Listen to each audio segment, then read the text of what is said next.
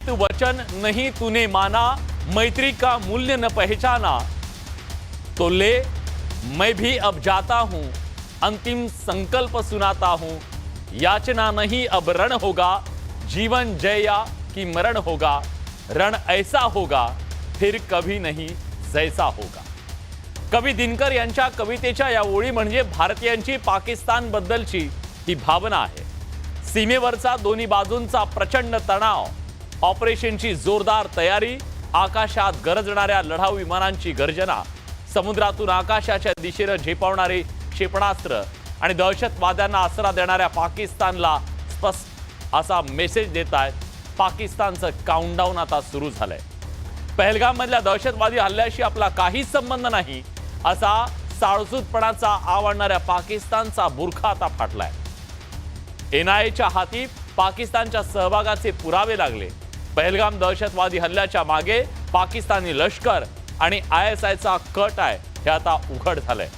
त्यामुळे प्रत्येक दहशतवादी हल्ल्यानंतर तो मी नव्हेच असं तुणतुण वाजवून जगाची दिशाभूल करणाऱ्या पाकिस्तानला आता जन्माची अद्दल घडवण्याची वेळ आली आहे का?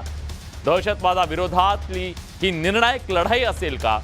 विरोधक म्हणतायत आता स्ट्राईक नको आहे, आम्हाला थेट युद्ध हवं आहे। सरकार इतकी टोकाची भूमिका घेणार आहे का? सवाल अनेक आहे। या सगळ्या प्रश्नांची चर्चा आपण करूया, पण आज तपासातून नेमकं काय समोर आलं आणि का काउंटडाऊन सुरू झालं जाणून घेऊयात खास रिपोर्ट।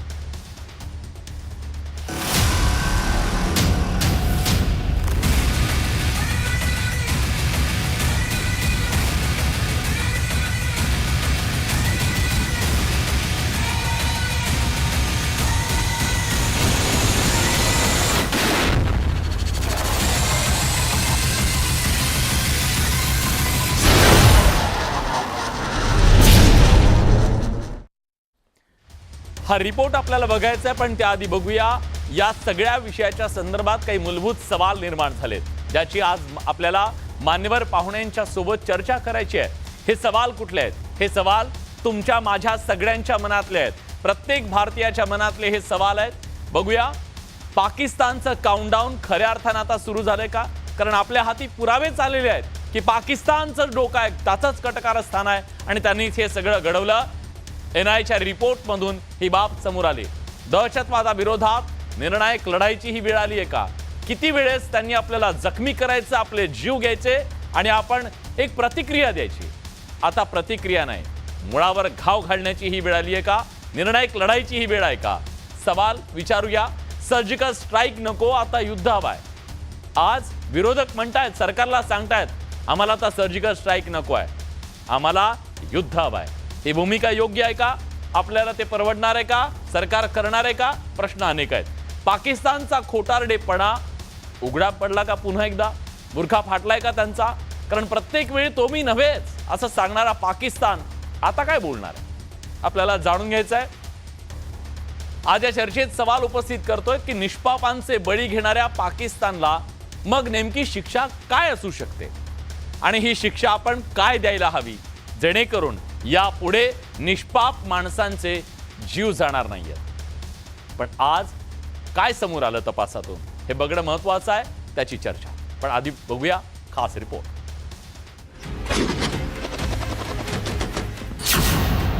पाकिस्तान नव्हे दहशतवादाची फॅक्टरी।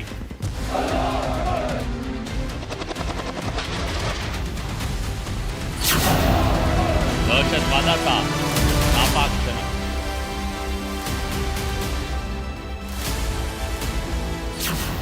पहलगाम हल्ल्यामागेही पाकच।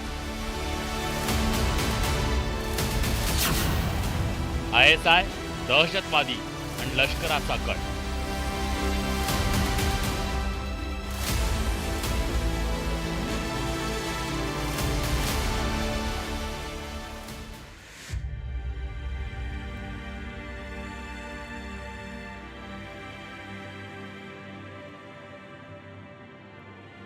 निरपराध 26 पर्यटकांचा बळी घेणारा पहलगाम दहशतवादी हल्ला हा पाक पुरस्कृत दहशतवादी हल्ला असल्याचं आता सिद्ध झालंय।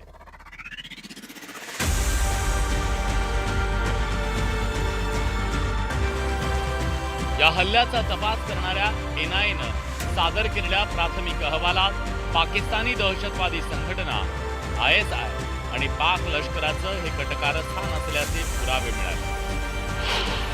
या अहवालात NIAनं सुमारे 150 लोकांचे जबाब नोंदवले। त्याशिवाय 3D मॅपिंग आणि रिक्रिएशनच्या मदतीनं हा तपास करण्यात आला।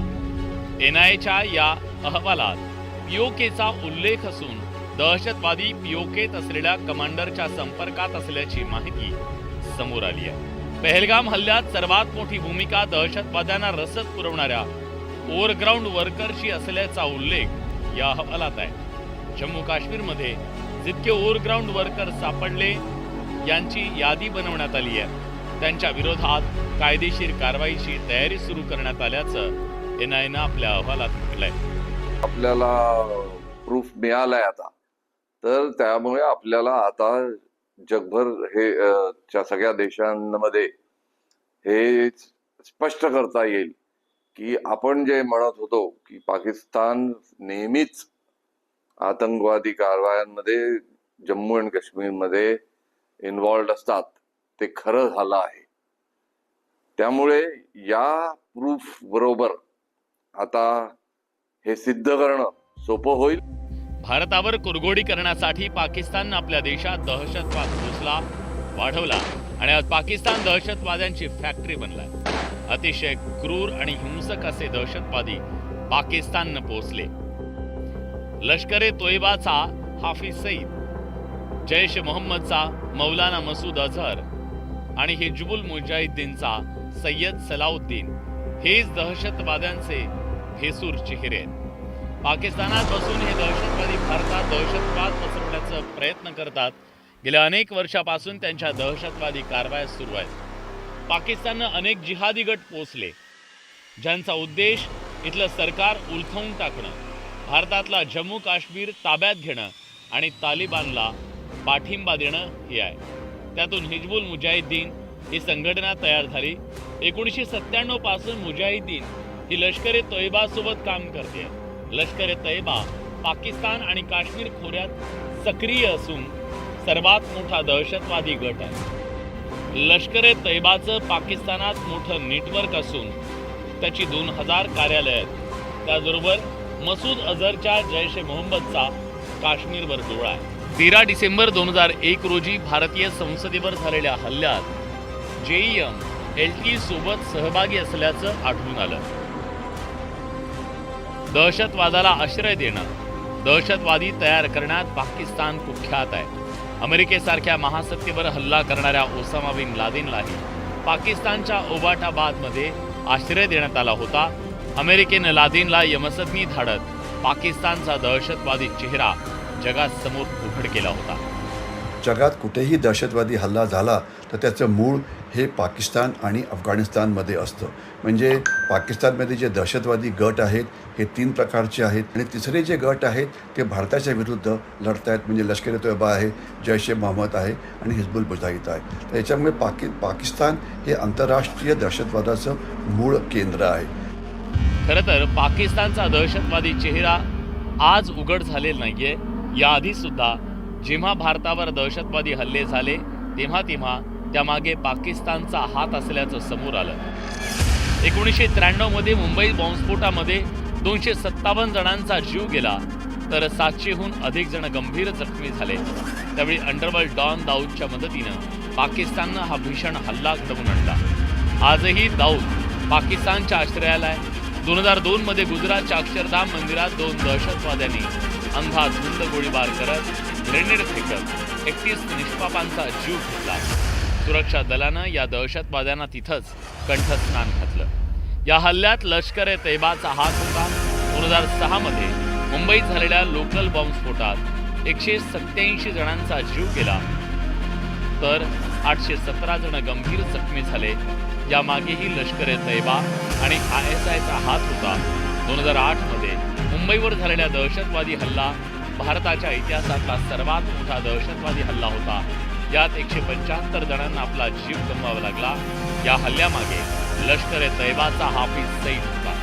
हा हल्ला पाकिस्ताननं घडवल्याचं खुद्द नवाज शरीफ यांनी कबूल केलं होतं। पाकिस्तान हे दहशतवादी संघटनांचं माहेरघर आहे। पाकिस्तानी सरकार आणि लष्कराने या दहशतवादी संघटनांना पोहोचलंय. पहलगाम हल्ल्यामुळे पुन्हा एकदा पाकिस्तानचा खरा चेहरा जगासमोर आला. Bureau report, news 18 Lokmat. तर आज पुरावे हाती आले आणि त्यानंतर स्पष्ट झालं की या सगळ्याच्या मागे कोण आहे. तर तोच चेहरा जो दहशतवादासाठी जगभर ओळखला जातो, पाकिस्तान. आता या पाकिस्तानचं नेमकं काय करायचं? कारण कांगावा त्यांनी किती केला तरी आज शेवटी आपल्याला शिक्षा द्यावी लागेल या सगळ्याची, निष्पाप लोकांचे जीव घेतल्याची. आणि म्हणून या चर्चेसाठी